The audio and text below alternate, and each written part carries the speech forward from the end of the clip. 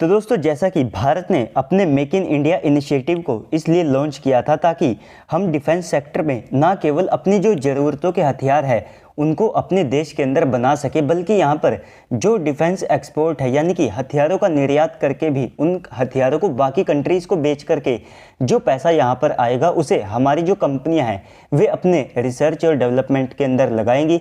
ऐसा ये जो मेक इन इंडिया इनिशिएटिव है सोच करके किया गया था। और दोस्तों इसके जो रिजल्ट है वे भी डेफिनेटली भारत को काफ़ी ज़्यादा पॉजिटिव मिल रहे हैं। भारत की जो डिफेंस सेक्टर में ग्रोथ है वो यहाँ पर काफ़ी ज़्यादा बेहतर है। अगर आप आंकड़ों के हिसाब से देखते हैं तो भारत ने यहाँ पर काफ़ी ज़्यादा अच्छी ग्रोथ की है। 2014 के आसपास जब भारत के डिफेंस एक्सपोर्ट केवल 2500 से लेकर के 3000 करोड़ मुश्किल से हुआ करते थे, आज की तारीख में ये जो डिफेंस एक्सपोर्ट हैं ये बढ़ कर के 21,000 करोड़ के आसपास के हो चुके हैं।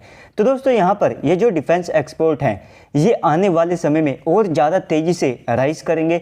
और इसी के रिगार्डिंग एक बड़ी अपडेट सामने निकल करके आई है जो कि भारत के लिए अब तक की डिफेंस एक्सपोर्ट की अचीवमेंट्स में से एक सबसे बड़ी अचीवमेंट है। तो दोस्तों यहाँ पर क्या अपडेट सामने निकल करके आई है इस वीडियो के अंदर जानेंगे। लेकिन दोस्तों वीडियो को शुरू करने से पहले आप सभी लोग वीडियो को लाइक करके कमेंट सेक्शन में जा करके जय हिंद कमेंट कर दीजिएगा। तो दोस्तों जैसा कि आर्मेनिया जो कि आज के समय में भारत का टॉप डिफेंस इंपोर्टर बन चुका है, यानी कि ये भारत से सबसे ज़्यादा भारी संख्या में हथियारों को खरीद रहे हैं। तो ऐसे में 2022 के अंदर जब दोनों देशों ने मिलकर के 6000 करोड़ की एक बड़ी डील साइन की थी, जिसके अंतर्गत भारत आर्मेनिया को अपने जो आकाश S1 वेरिएंट्स हैं वे सप्लाई करने वाला है। तो इस साल फाइनली भारत इन हथियारों की जो डिलीवरी है वो आर्मेनिया को शुरू कर देगा। और जो आकाश एयर डिफेंस सिस्टम है इसके आने के बाद में आर्मेनिया की जो डिफेंसिव कैपेबिलिटीज़ हैं ये काफ़ी ज़्यादा इम्प्रूव हो जाएगी।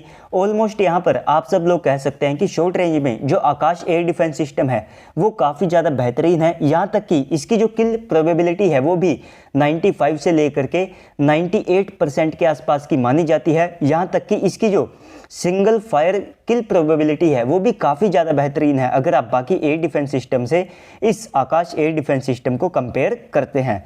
तो इसके बाद में सबसे पहले भारत को यहाँ पर एक बड़ी डील आर्मेनिया की साइड से दी गई। इसके अलावा यहाँ पर अगर आप एक और बड़े एंगल को देखते हैं यानी कि जियोपॉलिटिक्स एंगल, तो दोस्तों टर्की और साथ में अजरबैजान इन दोनों के साथ में भारत के जो रिलेशन है ये काफ़ी ज़्यादा ऑलमोस्ट ख़राब हो चुके हैं।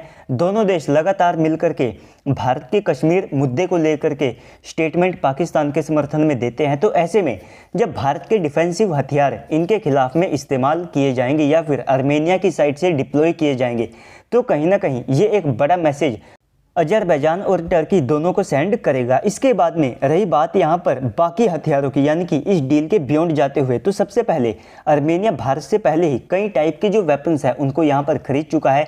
लेकिन दोस्तों आर्मेनिया जैसे भारत के पास में अब आने वाले समय में कई इंपोर्टर आ जाएंगे जहाँ पर आप सब लोगों को वियतनाम, ब्राज़ील, इसके अलावा फिलीपींस, साथ ही साथ आर्मेनिया के साथ में जो इनका पड़ोसी कंट्री यानी कि साइप्रस है, तो ऐसे देशों की एक लंबी लिस्ट भारत के पास में आ जाएगी।